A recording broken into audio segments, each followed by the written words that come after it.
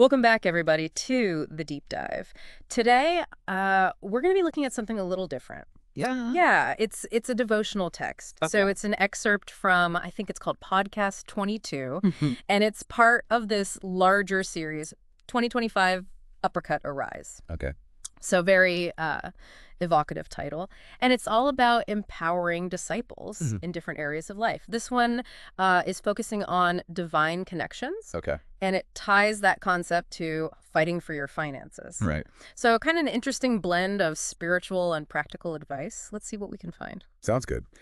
One of the things that really jumped out at me right away was just this emphasis on the dangers of isolation. Right. It starts off by referencing Genesis 2.18, where God's recognizing that it's not good for man to be alone. Yeah, I mean, in the Christian faith, community and fellowship is so central. Exactly. And so the text goes on to say that we can't reach our full potential like without these nourishing, enriching, and life-filled connections. Mhm. And it uses that analogy of iron sharpening iron, Right.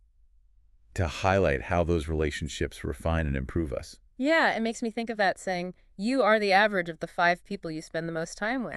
Yeah. So, thinking about the people we surround ourselves with, they have such a big impact Totally. on everything. Our finances, our well-being, everything. The text even goes a step further, though. Oh. It says that the most valuable connections are rooted in a communion of the Spirit. Okay. So it's not just any social interaction. Right. It's these relationships that are built on shared faith Shared faith. and growing together spiritually. So what does that look like? What kind of relationships are those? That's the question, right? Yeah. The text gives this cool comparison between butterflies and bees. Okay. Butterflies, they flit from flower to flower. They cover a lot of ground. Right. But bees, they really get in there. Yeah.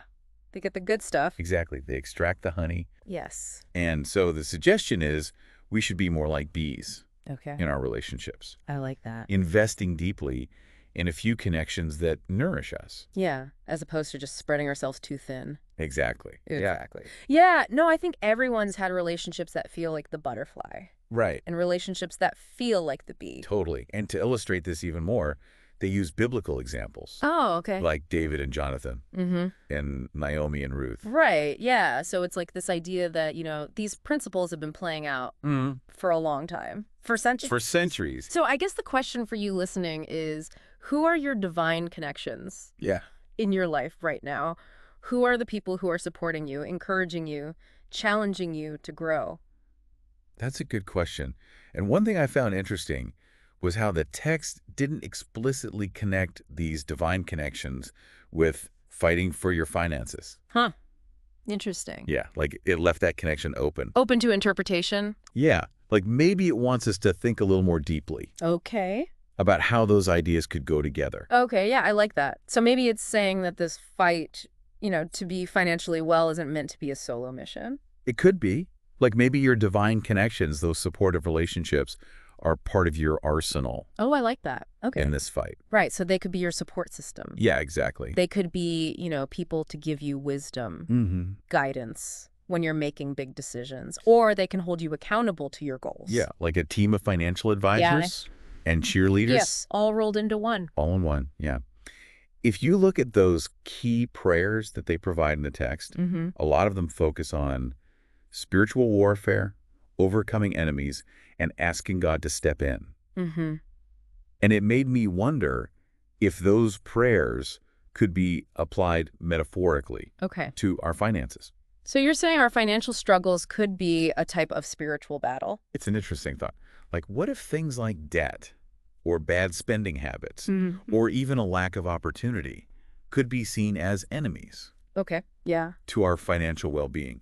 And maybe those divine connections are actually vital for helping us overcome those enemies. Wow. That's a powerful way to look at it. It really makes you think about all the resources we have Yeah, in this fight. yeah. So think about it.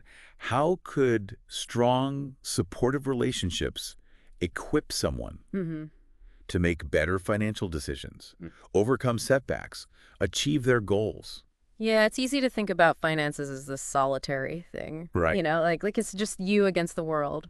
But maybe it's more about having the right people in your corner. Absolutely. Now, speaking of guidance, I think we should talk a little bit about the author of this text. Yeah, for sure. Pastor G. I think his background is pretty interesting. Definitely. Pastor G, his full name's Pastor Ghislaine. He seems like a very fascinating person. Yep. Not just a pastor. He's a husband, a father, author, interpreter, mentor, and he's even training to be a nurse. It's amazing, yeah. It's like he embodies this idea of connecting with others in different ways.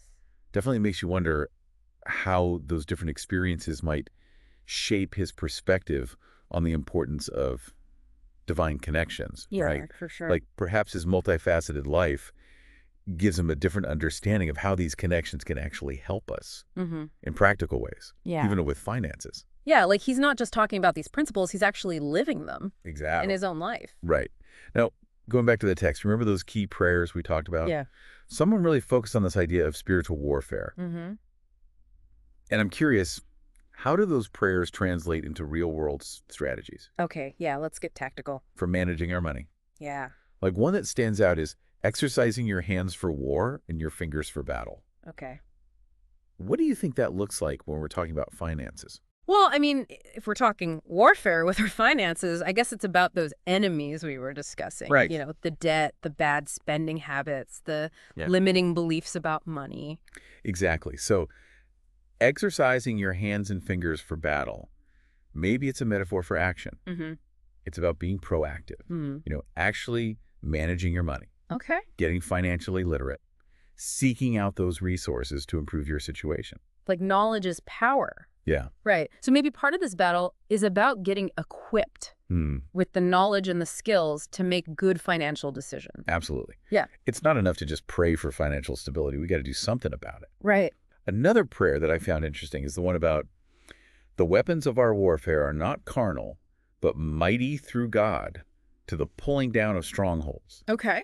Now, when you think about finances, what are those strongholds? Yeah, that's a good question. What are those things that hold us back? I mean, if we're being metaphorical, maybe it's fear, shame, you know, a scarcity mindset, or even just feeling like we can't change our situation. Yeah, it can feel like these obstacles you just can't overcome. Yeah. But the prayer is saying we've got these spiritual resources Right. that are way more powerful Yeah. than any earthly strategy. So what are some of those spiritual weapons? Well, for one, prayer itself. Yeah. We can ask for guidance, wisdom, strength as we're trying to work through these financial challenges. We often underestimate the power of just asking for help, Totally. you know, from God, from our divine connections here. And I think faith's a big one, too. Believing that things can get better, that you have the ability to overcome these challenges. That can change your whole mindset. Yeah. And then that leads to action. Exactly. Because you actually believe it's possible. Right. Faith can give you the courage to take those risks, to make changes, to stick with it even when it gets hard. And don't forget gratitude. Ooh. That's a good one. You know. Even when you're in those tough financial times. Yeah. Being grateful for what you do have can shift your perspective so much. Gratitude is like a superpower against scarcity and fear. You're appreciating what you have instead of always thinking about what you don't. Absolutely. Now, there's another key prayer that talks about binding and casting out any familiar spirit that wants to operate in your life this season. I'm wondering, how does that apply to finances? Ooh, interesting. What kind of familiar spirit would be trying to mess with our money? Right. Well, in a lot of spiritual traditions, familiar spirits are these negative things that influence how we think and act. So in the context of money, maybe those familiar spirits are the negative emotions that hold us back financially. So like fear, shame, guilt. Yeah, even self-sabotage. Those feelings can trap us in these bad financial habits. Right. And stop us from making positive changes. It's like they're whispering these lies. You know, like, you're bad with money, you'll never get out of debt. You don't deserve financial abundance. Exactly. And then those thoughts become self-fulfilling prophecies. Right. Because if you believe them, then you're going to act in ways that make them true. Totally. So this prayer, maybe it's telling us to recognize those negative emotions and say, nope, not today. Yeah. It's about understanding that we have the power to choose what we think, what we believe, and break free from those patterns. So it's like spiritual warfare Mm-hmm. against our own negative thoughts. Exactly. Yeah. And just like any battle, we need the right tools and strategies. So for everyone listening, what's one practical thing you can do Yeah. today to start fighting those negative financial feelings? Well, I think the first step is just noticing those negative thoughts and feelings when they come up. Pay attention to how you talk to yourself. Hmm. Are you always putting yourself down about money? Right. Are you avoiding looking at your bank statements because you're afraid of what you'll see? Yeah, becoming aware of that negative self-talk is huge. Yeah. It's like you're shining a light on those familiar spirits, exposing them. Right. And then once you see them, you can start to challenge them. Yeah. Ask yourself, is this thought even true? Right. Is it helping me? Is there a better way to think about this? Yeah, exactly. So it's about taking those negative stories Mm-hmm. and flipping them, choosing to focus on thoughts that are more positive and helpful. Love it. It's all about recognizing your own worth Mm-hmm. and believing that you can create abundance Yes. in your life, Yeah. spiritually and materially. Yes. Now, how does all of this connect back to those divine connections? Good question. If we think about those negative emotions as those familiar spirits or enemies in this financial battle, then our divine connections are our allies. Right. Those supportive relationships can give you the encouragement, the accountability, the practical advice you need Yeah. to break free from those negative patterns. It can help us see those limiting beliefs that we have. It's like having a whole team of cheerleaders and coaches reminding you of your strengths, Yeah. helping you stay focused. They help you stay motivated, celebrate those wins, and just listen when you're feeling down. I wonder if Pastor Guy's experiences, all the different hats he wears, maybe that gives him a special perspective on the power of connection. That's a really interesting thought. He's not just a pastor. He's a husband, a father, author, interpreter, mentor, and even training to be a nurse. Maybe all of that has shown him how important community is. Yeah. And how those connections help us in all areas of life. Including our finances. Including our finances. Makes you think. It does. So how can our listeners start being more intentional about bringing those divine connections into their financial lives? Maybe it's as simple as reaching out to a friend you trust. Yeah. Or Miss Mentor, asking for advice. Or joining a financial accountability group. Or maybe even finding a financial advisor who shares your values. Yeah, sometimes just talking about your financial goals and challenges out loud Yeah. to someone you trust can make a world of difference. Absolutely. It can help you figure out your priorities, see where you might be missing things, and make a plan. It's like tapping into the collective wisdom of your community. You don't have to do it all alone. And sometimes just knowing someone believes in you, that they're rooting for you, that's all it takes. So powerful. So think about it. Who are your allies in this financial battle? Who can you turn to for support, encouragement, guidance? And remember, even if you don't feel like you have that strong support system right now, you can build one. Connect with people who share your values, find mentors, join groups, and don't be afraid to ask for help. So important. Building those connections takes time, takes effort, but it's so worth it. Absolutely. And let's not forget about the spiritual side of things, too. Prayer, faith, gratitude, these are powerful tools. Totally agree. Your faith can give you strength, hope, and that resilience you need when you're facing money problems. Right. It reminds you that you're not alone and that there's a bigger purpose to all of this. So as we wrap up this part of our deep dive, remember this. You don't have to go through your financial journey by yourself. You have a network of support here on Earth And in the spiritual realm. who are ready to help you reach your goals. We've been talking about Pastor Guy, the author of this devotional text, Right. and how his diverse life experiences could shape his perspective on divine connections and financial well-being. It really is interesting. I mean, he's not just a pastor. Right. He wears so many hats. He's a husband, a father, author, interpreter, mentor, and he's training to be a nurse. That's amazing. It is, yeah. It suggests a life that's really interconnected with others, Yeah. Makes you think about how all of those roles might have influenced his understanding of community and connection. And especially how those connections could help us navigate money stuff. Because that can be tough. Yeah, definitely. And remember, his congregation is called Ledgely's on Mission, which means the Church on a Mission, and it's in Austin, Minnesota. So that focus on mission work really reinforces this idea of, community and outward focus. I see what you mean. It's like Maybe his experiences working in healthcare, raising a family, serving his community, all of it could have given him a different perspective on finances. Yeah. One that's not just about your own personal money, but how our relationships and our faith can have a positive impact. But maybe by living a life that's so focused on others, he's learned how important these divine connections really are Yeah. in supporting us in all areas of life, especially financially. It makes you think.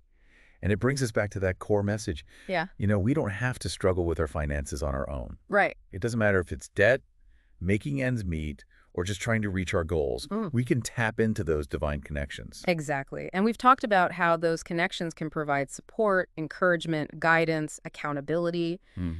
They can help us stay motivated, make good decisions, and celebrate our wins.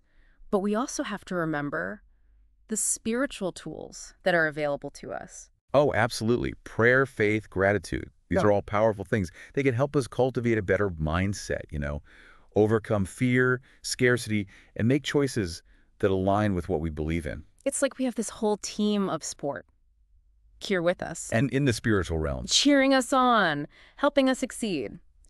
So as we wrap up this deep dive on divine connections and fighting for your finances, we want to leave you with one final thought. what can you do this week, right now, to make those divine connections stronger? How can you invite them into your financial journey? Maybe it's reaching out to a friend, a mentor for advice, maybe join a financial accountability group, or even just tell someone you trust about your financial goals and ask for their support. You could even just take a minute each day to be thankful for the good things you have, Yeah. including the people who help you along the way. Absolutely. Whatever you do, remember, you're not alone in this. You have a network of support, both here and in the spiritual realm. They're ready to help you reach your financial goals. So go out there, use what you've learned, and create the future you want.